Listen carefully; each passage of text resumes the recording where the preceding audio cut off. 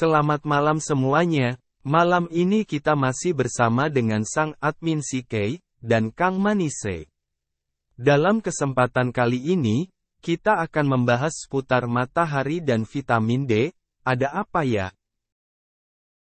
Kapan hari baca artikel mengenai vitamin D. Jadi ada dua ada dua situasi gitu ya. Vitamin D yang sintetik sama vitamin D yang ternyata diproduksi langsung dari sinar matahari. Ternyata apa namanya tuh bentuk kristalnya tuh sangat bagus banget gitu loh. Vitamin D yang diproduksi karena interaksi manusia terpapar sinar matahari gitu. Sementara yang sintetik itu bentuknya aneh, nggak jelas, terus kabur gitu kan. Mungkin juga karena sintetik ya dan memang vibrasinya nggak bagus buat tubuh manusia. Jadi hakikinya tuh hanya dengan apa namanya terekspos dengan sinar matahari yang cukup intens saja itu sudah bisa membuat semua vitamin, enzim tertentu tuh sudah bisa diproduksi sendiri hanya dengan karena interaksi kita dengan sinar matahari gitu loh. Mengapa penting banget vitamin D yang berasal dari matahari langsung? Dan mengapa manusia perlu mendapat akses matahari langsung? Iya, seperti yang dulu pernah ini ya, pernah kalau nggak salah pernah dibikin videonya kan ya bahwa kita ini kan celestial being ya. Karena kita celestial being, kita juga sumber energinya juga berasal dari cahaya gitu loh. Jadi dalam hal ini sebenarnya yang tidak dipahami oleh orang banyak ya, karena dibelokkan dalam sains modern, kita dibilang bahwa matahari itu kita anggap sebagai musuh kita. Padahal enggak. Justru matahari inilah yang sebenarnya menjadi sumber kehidupan dan sumber energi kita yang vital. Itu sebabnya makanya di zaman Mesir kuno matahari itu disembah atau di di beberapa peradaban tertentu termasuk yang Ratu Candi Boko itu ya.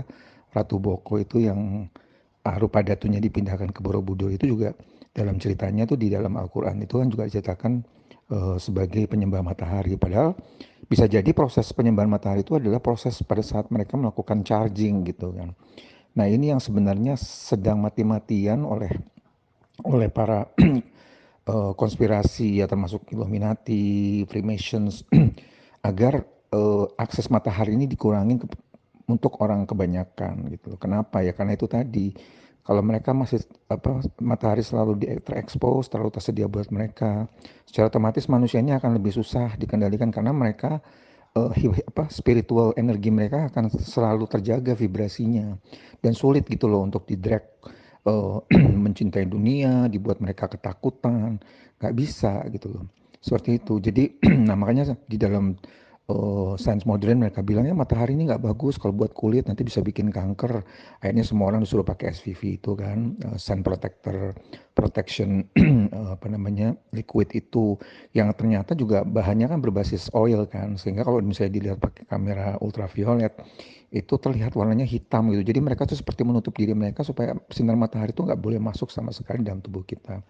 Demikian juga dengan penggunaan kacamata hitam, karena yang dahsyat itu adalah ternyata mata kita ini punya fungsi penting gitu loh. Ketika dia diblok dengan kacamata hitam, secara otomatis informasi yang muncul dari mata itu akan disampaikan ke otak bahwa situasi di luar itu sebenarnya nggak panas gitu kan. Itu sudah sore sehingga akhirnya instruksinya ke seluruh permukaan kulit akhirnya dibuat sangat mild. Padahal akhirnya konsekuensinya karena apa namanya kulit-kulit kita di set untuk seolah-olah situasinya seperti udah mendekati maghrib. Akhirnya ketika kena sinar matahari yang terlalu intens malah terbakar dan nggak bagus secara jangka panjang. Akhirnya kita malah kayak mendolimi diri sendiri hanya gara-gara kita menggunakan kacamata hitam itu begitu. Betul banget, dan masuk akal jika dari masa kuno hampir selalu terkait dengan matahari, dan ini bisa kita lihat dari prasasti dan peninggalan yang masih eksis sampai sekarang.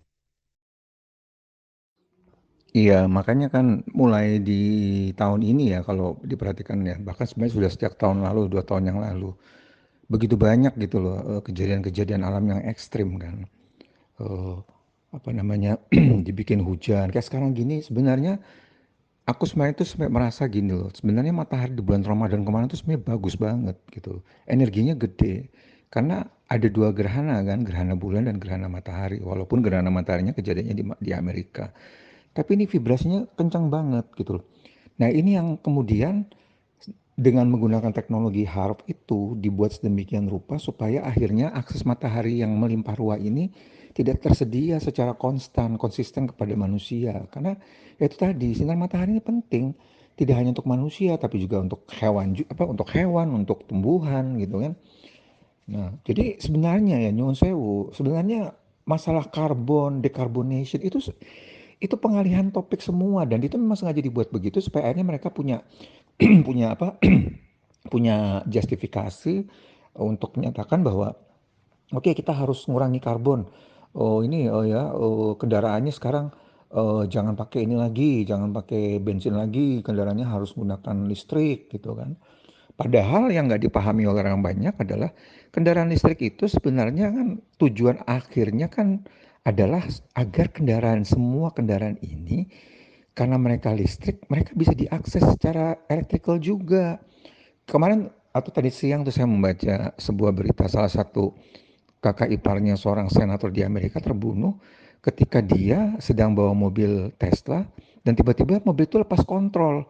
Tiba-tiba mobil itu membawa dia ke sebuah kolam yang dalam untuk kemudian dia ditenggelamkan di situ sampai meninggal gitu. Jadi kendaraan listrik ini akhirnya menjadi sebuah media juga gitu loh untuk mengontrol, untuk mengatur, untuk mengendalikan orang-orang yang dianggap berbahaya gitu loh buat kepentingan para globalis ini begitu. Tadi disebutkan dibikin hujan, maksudnya penyemaian awan, mengapa? Ada dua cara untuk menghasilkan hujan.